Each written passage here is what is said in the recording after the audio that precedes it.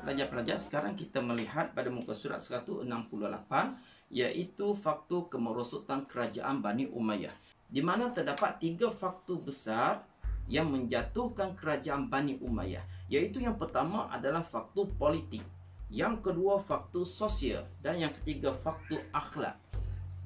Baiklah, pertama kita melihat pada faktor politik, di mana sistem pelantikan khalifah secara monarki menimbulkan perebutan kuasa dan persaingan dalam kalangan anggota keluarga, menyebabkan sesama mereka bergaduh dan meruntuhkan sistem kerajaan Bani Umayyah.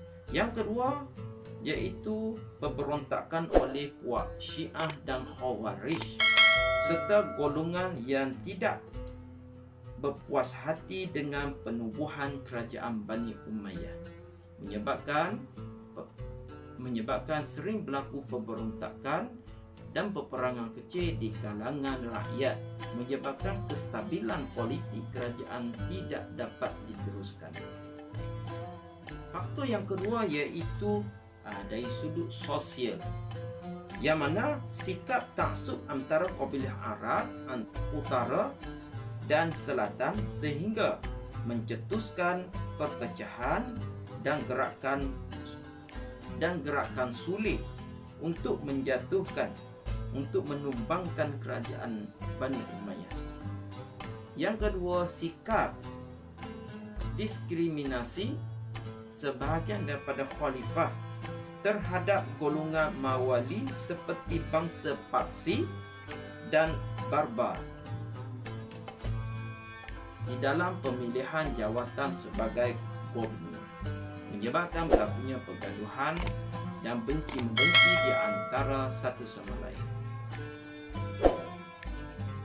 Faktor ini menjadikan kerajaan Bani Umayyah tidak stabil dan merosot akibat daripada perebutan kuasa. Dan yang terakhir iaitu faktor akhlak, di mana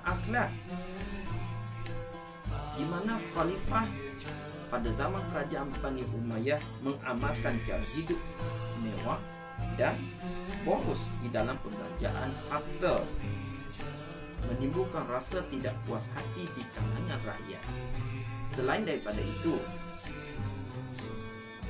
keruntuhan moral dalam kalangan khalifah kerana kecenderungan kepada hiburan dan kekejaman, menyebabkan rakyat tidak berpuas hati kepada kerajaan Bani Umayyah dan berlakunya pemberontakan dalam menjatuhkan kerajaan Bani Umayyah. Baiklah pelajar-pelajar, untuk mengakhiri pelajaran kerajaan Bani Umayyah, marilah kita sama-sama membuka buku teks pada muka surat 169, iaitu iktibar daripada pemerintahan kerajaan Bani Umayyah.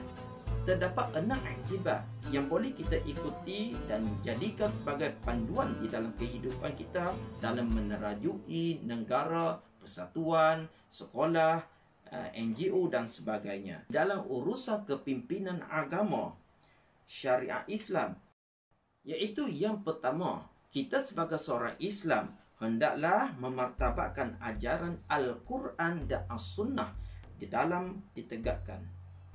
Yang kedua, kita hendaklah mencontohi sifat mulia yang ada pada setiap khalifah Islam seperti zuhud, tegas, berilmu dan bijaksana.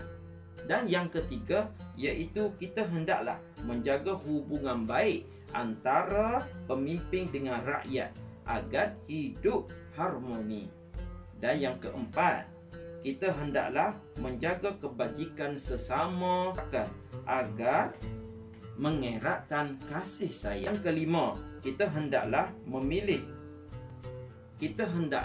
memiliki semangat jihad yang tinggi dalam mempertahankan kedaulatan negara. Dan yang akhir sekali iaitu yang keenam, kita hendaklah berusaha meningkatkan ilmu pengetahuan agar dapat memberi sumbangan kepada umat Islam. Maka itulah 6 faktor, 6 iktibar yang boleh kita ambil daripada kerajaan Bani Umayyah bagi mempraktikkan di dalam diri kita ataupun di dalam masyarakat kita agar menjadi sebuah masyarakat yang teguh, harmoni, sejahtera dan berwawasan.